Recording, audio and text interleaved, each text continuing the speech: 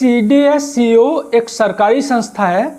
यह दवाओं के मानकों की जांच करती है।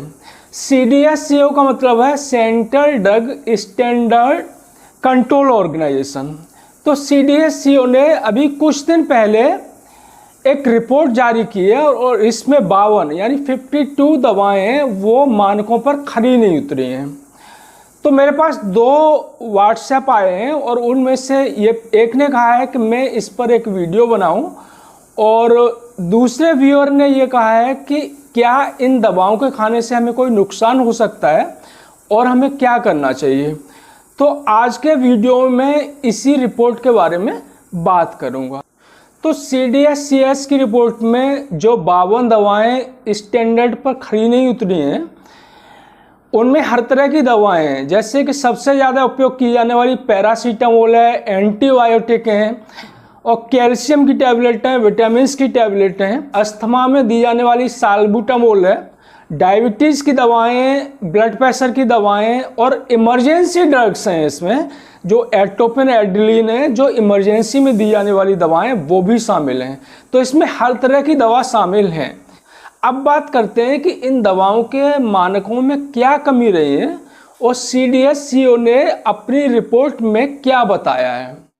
तो CDSCO ने अपनी रिपोर्ट में एक कॉलम दिया हुआ है, उस कॉलम का नाम है NSQ रिजल्ट। तो NSQ मतलब नॉट स्टैंडर्ड क्वालिटी। तो नॉट स्टैंडर्ड क्वालिटी में क्या क्या कमी पाई गई है, अब इसके बारे में बात करते हैं।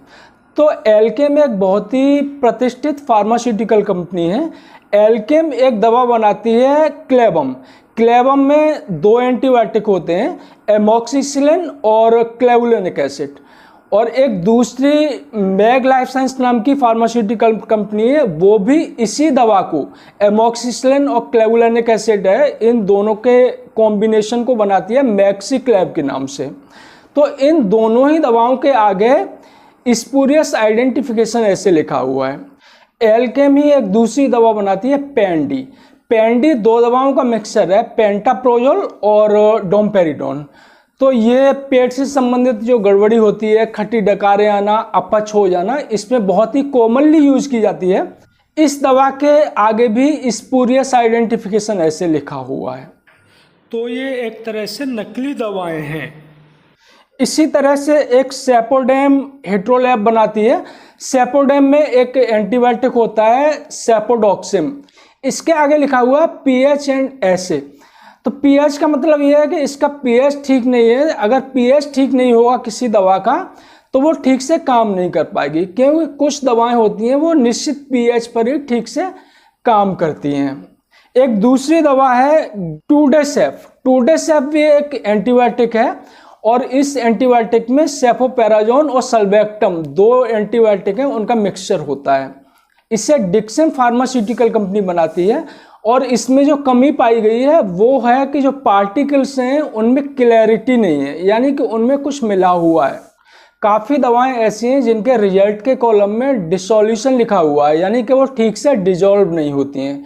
तो अगर वो स्टमक के अंदर ठीक से डिजॉल्व नहीं होंगे तो उनका एब्जॉर्प्शन नहीं होगा, यानी कि वो खून में पहुंचेंगे ही नहीं सही मात्रा में। और जब वो खून में सही मात्रा में नहीं पहुंचेंगे तो फिर वो उनका इफेक्ट है वो भी प्रभावित होगा।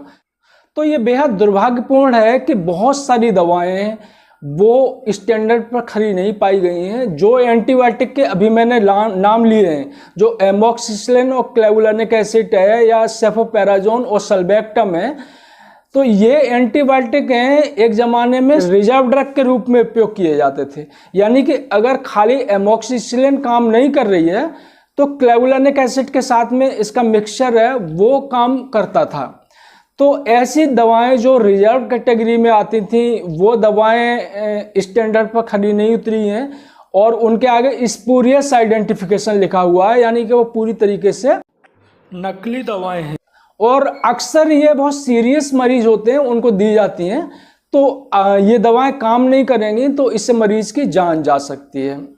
बेहद दुखद तो ये है कि एट्रोपिन और एड्रेनालिन जैसी दवाएं इस रिपोर्ट में शामिल हैं और एट्रोपिन और एड्रेनालिन इमरजेंसी ड्रग हैं। इमरजेंसी ड्रग का मतलब ये है कि जब कोई इमरजेंसी होती है, पेशेंट की दिल की धड़कन है वो बहुत कम हो गई है, या पेशेंट जो मरने वाला होता है तब ये दवाएं दी जाती हैं। और कई बार पेशेंट इन दवाओं को देने से, एड्रेनलिन और एट्रोपिन के देने से वो रिवाइव हो जाता है।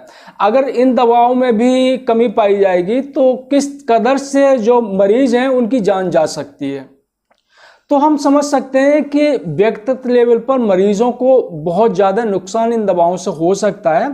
इसके अलावा अगर ये जो एंटीबायोटिक हैं ये खरे नहीं उतरते हैं अपने मानकों पर, तो इनमें एंटीबायोटिक में रेसिस्टेंट पैदा हो सकती है।